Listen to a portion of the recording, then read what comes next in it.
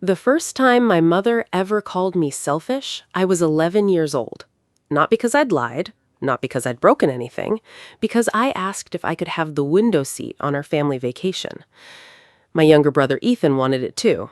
Mom smiled at him, rubbed his hair, and said, "Sweetheart, don't worry. Your sister knows how to sacrifice." Then she looked at me. "Stop acting spoiled, Claire. Let your brother have it." That became my role in the family. The one who gave things up. The one who stayed quiet. The one who understood. Years later, nothing had changed. Except me. I had spent 24 years serving my country in the United States Air Force, 3 combat deployments, countless humanitarian missions, more birthdays in uniform than at home, more Christmas mornings inside aircraft hangars than sitting around a family table. I missed weddings, funerals, graduations, family reunions, not because I didn't care, because someone had to answer when America called. When I finally retired as a colonel, I thought maybe things would be different. Maybe my parents would finally see me. Maybe they'd stop introducing Ethan as our successful child while describing me as the daughter who's always traveling. I was wrong. Dead wrong. The invitation arrived 3 weeks before the trip. My cousin Olivia was getting married in San Diego. The whole family would be flying out from Dallas together. Mom insisted we all book the same flight. "It'll be fun," she said during a family group call. "We haven't traveled together in years." I almost laughed. Fun wasn't exactly how I'd describe traveling with my family. Still, I missed my cousins, and maybe this could be a fresh start.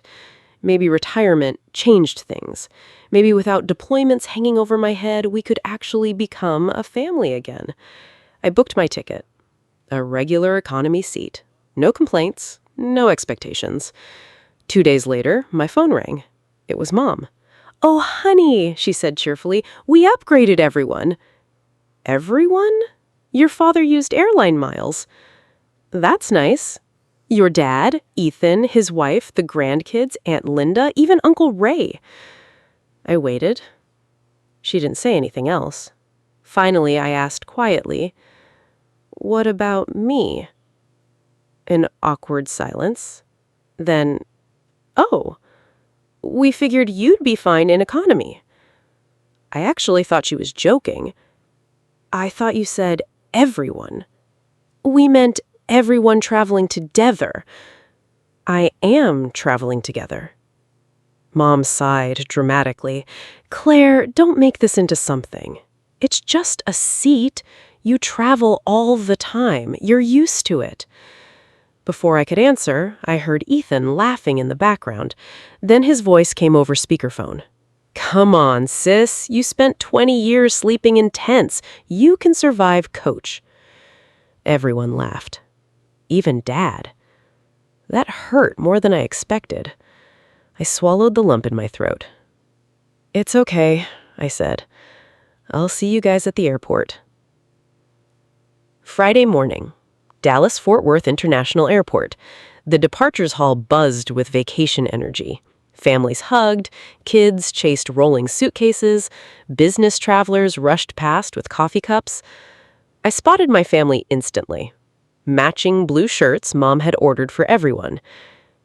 Everyone. Except me. They hadn't even bothered buying one in my size. Mom waved. "There she is!" She hugged me quickly before turning back toward Ethan's children. Dad barely looked up from his phone. Ethan grinned. "There she is, our road warrior." I smiled politely. "Morning." Then I noticed something. Their boarding passes. Every single one had the words "first." Mine didn't. Seat 34B, middle seat, near the rear of the aircraft. Mom noticed me looking. "Oh, honey, don't start. It's only a 3-hour flight." Dad finally looked up. "You know what your problem is?" I blinked. "What?" "You think because you wore a uniform, people owe you something." The words landed like a punch. No one owes me anything. Exactly, so stop acting disappointed. Before I could answer, Ethan chuckled. Seriously, she's acting like we stole her inheritance. It's just first class. You didn't deserve it more than anyone else. I stared at my father. He didn't correct him. He simply shrugged. Your brother's right. You've always made everything about your military career. My military career? I missed half my adult life serving my country. Not once had I asked my parents for anything. Not once. I bought my own first car, paid my own college tuition through military benefits, never borrowed money, never asked for favors. Yet somehow, I was still the selfish one. I looked around. People nearby had started glancing over. The conversation wasn't exactly quiet. I could feel embarrassment creeping up my neck. So, I smiled. You know what? It's fine.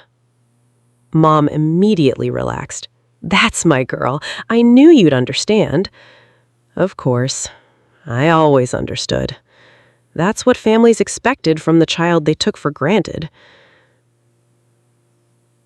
We walked toward TSA. Ethan pushed his expensive suitcase with one hand while scrolling social media with the other. Dad complained about airport prices. Mom fussed over the grandchildren. Nobody asked how retirement felt. Nobody asked if I was even okay. Then something happened. As we approached the security entrance, an elderly man accidentally dropped his carry-on. Papers scattered everywhere. Without thinking, I knelt down to help him gather everything. Medical documents, prescription bottles, family photos. He smiled warmly. Thank you. My knees aren't what they used to be. No problem, sir. As I handed him the final folder, he noticed my retired Air Force lapel pin. His eyes lit up. You served? Yes, sir. He straightened slightly. So did I. Korea. I smiled. Thank you for your service. No, he replied softly. Thank you for carrying it forward. He reached out and shook my hand. It lasted only seconds, but somehow that stranger showed me more respect than my own family had all morning. When I turned around, my parents were already halfway to security. They hadn't even noticed I'd stopped. I grabbed my suitcase and followed behind, not knowing that before this day was over, an entire terminal would witness the truth about who I really was. The gate agent looked from my boarding pass to me, then back again. Her smile disappeared. Ma'am, she swallowed, could you please wait right here? My mother crossed her arms. Oh, here we go. I told you something was wrong with her ticket. Dad laughed. They probably caught the upgrade scam. A couple standing nearby looked over. So did the businessman who'd watched my parents embarrass me for the last 10 minutes. The gate agent quietly picked up her phone. She spoke softly enough that I couldn't hear, but I noticed something. She wasn't calling customer service. She was calling airport operations. 30 seconds later, another employee rushed over. Then another. Neither one looked at me like I had done something wrong. Instead, they looked nervous. One of them asked quietly, Colonel Brooks? Yes. Could you please come with us for just a moment? Dad immediately interrupted. She's with us. The employee smiled politely. I'm sorry, sir. We actually need Colonel Brooks. Not the family. Me. My younger sister rolled her eyes. Oh my God, they're acting like she's some celebrity. My mother folded her arms tighter. Can someone please explain why my daughter is delaying boarding? The employee didn't answer her. Instead, he turned back toward me. Ma'am, General Harris has been informed you've arrived. He asked us to escort you personally. The entire gate went silent. Dad blinked. What general? The employee answered without hesitation. General Robert Harris, the commanding officer attending today's ceremony. I saw confusion spread across my family's faces. Mom laughed awkwardly. Oh, so he knows her from work? The employee looked surprised. Ma'am, Colonel Brooks reports directly through General Harris's command. My father's face lost its color. What? Before anyone could speak, the public announcement system crackled. Attention, Gate 48. Boarding will be delayed for several minutes. My mother sighed dramatically. Great, now everyone has to wait because of this. But then something happened. The automatic doors beside the gate opened. 6 Air Force Security Forces personnel walked in first. Everyone turned. Then, an older man in full dress blues entered behind them. 4 stars, perfect posture, silver hair. The room became completely silent. Even people charging their phones stood up. The gate agent straightened immediately. So did every airline employee. The general walked directly toward me. Not toward first class, not toward the airline staff, toward me. When he reached me, he smiled. Colonel Brooks? It's about time. Then he saluted. I returned the salute. You made good time, sir. He laughed. I wasn't getting on that airplane without my mission commander. You could have heard a pin drop. My father's mouth actually fell open. Mom whispered, Mission commander? The businessman sitting across from us slowly looked at my parents. You folks didn't know? Nobody answered him. General Harris turned toward the airline employees. Everything ready? Yes, sir. Then he looked back at me. I heard there was a misunderstanding. The gate supervisor looked horrified. No, sir. Everything has been resolved. The general nodded. Good. Then he noticed my parents. He smiled politely. Family? I hesitated. They're traveling on the same flight. That was all I said. He studied my face for a second. Military people notice things civilians miss. He noticed the swollen eyes, the forced smile, the silence. He understood. Without another word, he simply nodded.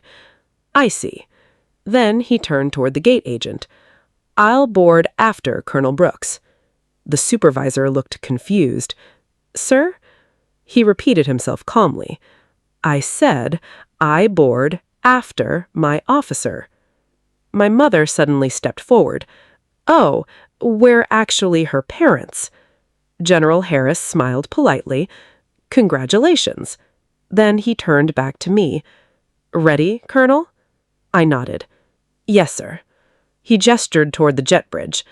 Ladies and gentlemen, please allow Colonel Brooks to board first. Every passenger moved aside. Every single one. Nobody complained, nobody sighed. People simply stepped back. The businessman near us quietly said, Thank you for your service, Colonel. An elderly woman smiled. We're honored. Someone behind me started clapping, then another. Within seconds, half the gate applauded. I wasn't expecting it. I looked down for a second because I could already feel tears forming. 26 years, hundreds of nights away from home, missed birthdays, missed Christmas mornings, missed funerals, missed anniversaries. And somehow, complete strangers understood that sacrifice better than my own family. As I walked down the jet bridge, I heard my father call out, Ashley. I stopped. He looked embarrassed. Maybe we should all board together. For the first time in years, I answered honestly. I've waited 26 years for someone to choose me. I'm not waiting today. Then I kept walking. Inside the aircraft, a flight attendant greeted me with the biggest smile I'd seen all day. Welcome, Colonel. She led me toward the first row. Not row 2, not row 3, row 1. A seat with my name already printed on a welcome card.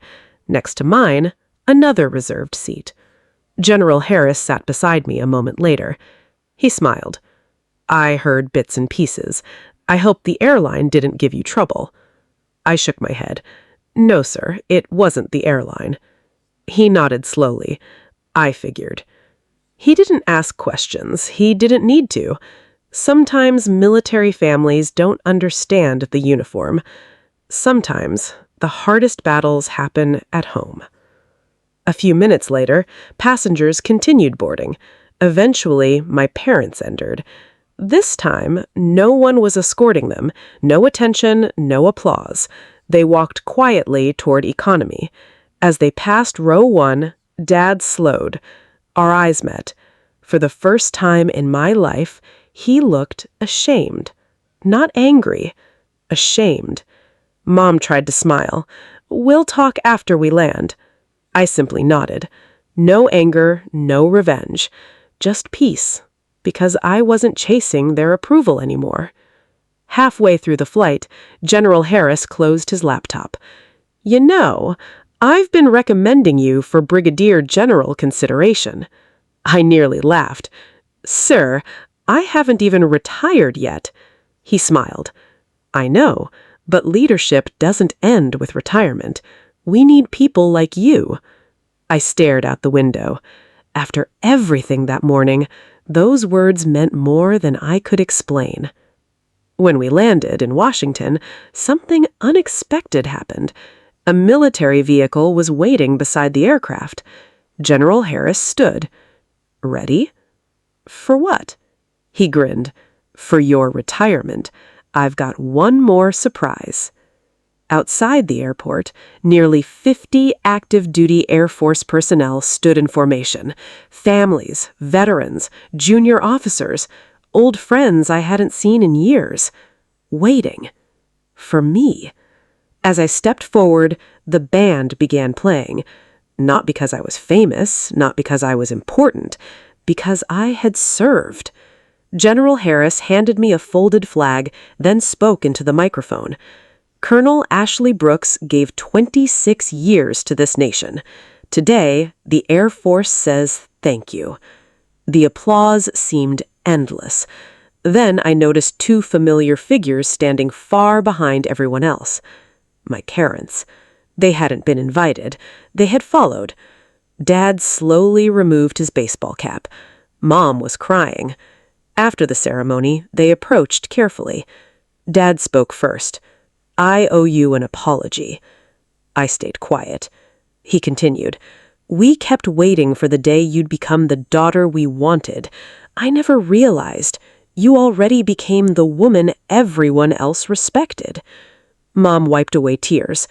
"We spent your whole life celebrating everyone except you. I'm sorry."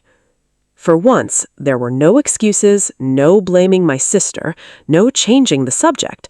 Just honesty. I smiled gently. "I forgive you." They both looked relieved. Then I added, "But forgiveness doesn't erase 26 years. It just means I won't carry the anger anymore." Dad nodded. "I understand." Whether he truly did, I don't know. 6 months later, retirement suited me better than I expected. I started mentoring young veterans, helping military families transition into civilian life. One afternoon, a letter arrived. Inside was a framed photograph. It showed me boarding that airplane, General Harris saluting, passengers standing. Someone had captured the exact moment. Attached was a handwritten note. "Leadership isn't measured by who sits beside you. It's measured by who stands when you walk into the room. You earned that respect long before that flight." General Harris.